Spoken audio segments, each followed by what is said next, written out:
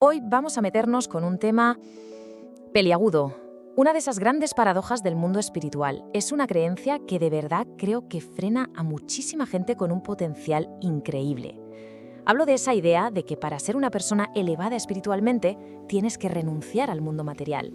Pero ¿y si esa idea en realidad estuviera impidiendo que generemos el impacto que de verdad queremos crear en el mundo? Venga, vamos al lío. La pregunta del millón es esta. ¿De verdad hay que elegir entre ser espiritual y tener éxito?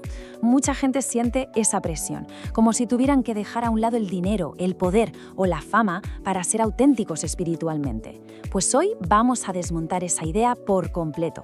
Para empezar, vamos a analizar lo que podríamos llamar la falsa paradoja espiritual. Es esa creencia tan extendida de que la espiritualidad y las cosas del mundo, pues como que no se llevan bien. Aquí está la creencia que nos limita. La idea de que para ser puro, para ser espiritual de verdad, tienes que despojarte de todo lo terrenal. Es como si nos dijeran que hay que mirar solo hacia adentro y nos olvidáramos de que vivimos en un mundo que necesita acción, que necesita que nos impliquemos.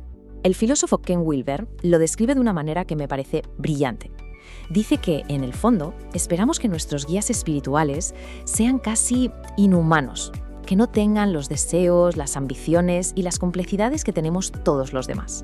Queremos, como él dice, que sean de acero inoxidable, perfectos, sin las manchas del ego. Y aquí es donde Wilber le da la vuelta a todo. La verdadera evolución espiritual no va de borrar quiénes somos, para nada. Va de expandirlo. No se trata de ser menos persona, sino de ser más persona. Es decir, integrar todas nuestras cualidades personales y a eso sumarle las transpersonales. Es una suma, no una resta. Muy bien. Entonces, si ya hemos visto esa falsa dicotomía, vamos a explorar un modelo nuevo, un modelo que integra tres conceptos clave: ego, poder y amor. Martin Luther King Jr. ya nos advirtió de dos extremos que son muy peligrosos. Por un lado está el poder sin amor. Eso es destructivo, es egoísta, es opresivo. Y por el otro lado tenemos el amor sin poder, que aunque esté lleno de buenas intenciones, es débil, es incapaz de generar un cambio real, se queda en un simple sentimiento que no va a ninguna parte. La clave de todo, la síntesis perfecta, nos la da él. Lo que nos dice es que el verdadero impacto, el cambio real, nace cuando unes estas dos fuerzas. Necesitamos el poder, que es la capacidad de actuar y de cambiar las cosas, pero siempre guiado por el amor, por la compasión. Uno sin el otro simplemente se queda cojo.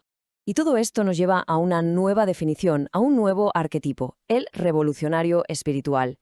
Y ojo, que no es alguien que se aísla del mundo, es justo lo contrario.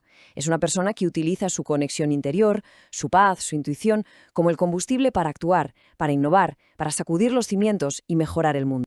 Y que nadie piense que esto es una teoría moderna.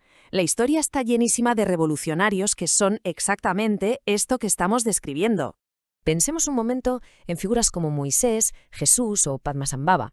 A menudo, la imagen que tenemos de ellos es de seres como muy etéreos, muy pasivos, pero nada más lejos de la realidad.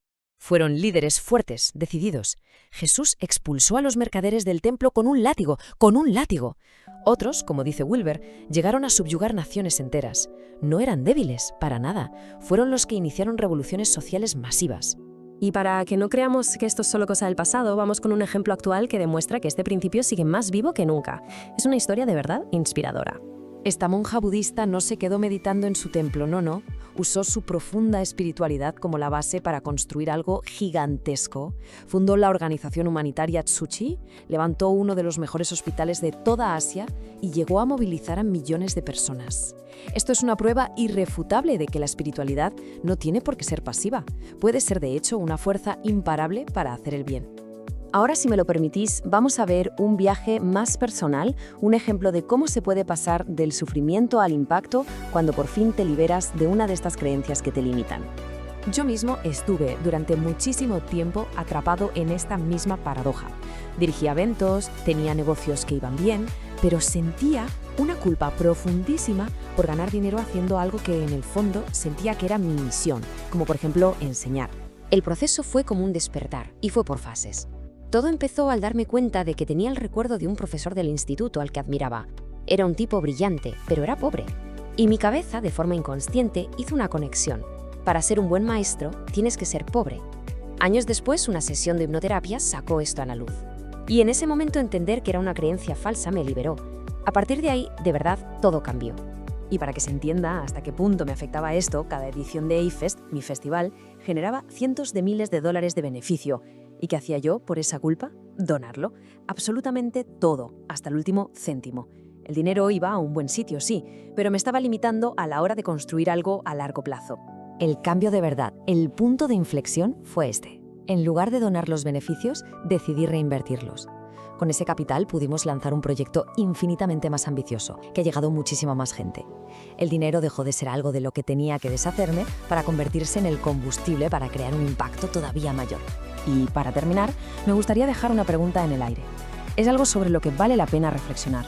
¿Alguna vez ha aparecido esa sensación de que para ser bueno o espiritual hay que hacerse pequeño? ¿Que hay que renunciar al deseo de tener éxito, de generar riqueza o de dejar una huella en el mundo? Quizás, solo quizás, el acto más espiritual de todos sea precisamente abrazar todo nuestro poder personal para ponerlo al servicio de los demás.